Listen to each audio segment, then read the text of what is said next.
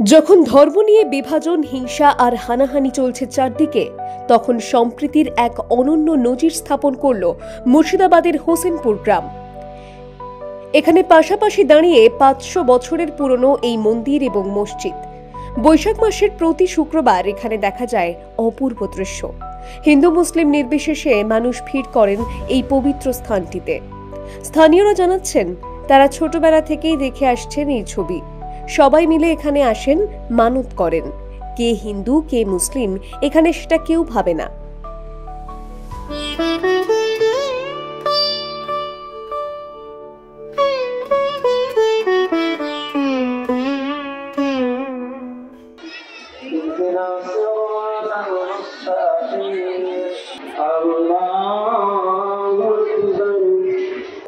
বছরের পর বছর একসঙ্গে শোনা যায় আজান ও ঘণ্টার ধ্বনি, নামাজ ও আরতির সুর ওঠে একই সঙ্গে। ধর্মের সীমানা পেরিয়ে এই মন্দির ও মসজিদ যেন মানুষকে শেখায়, যেখানে হৃদয়ে থাকে সম্প্রীতি, সেখানেই সৃষ্টিকর্তার বাস।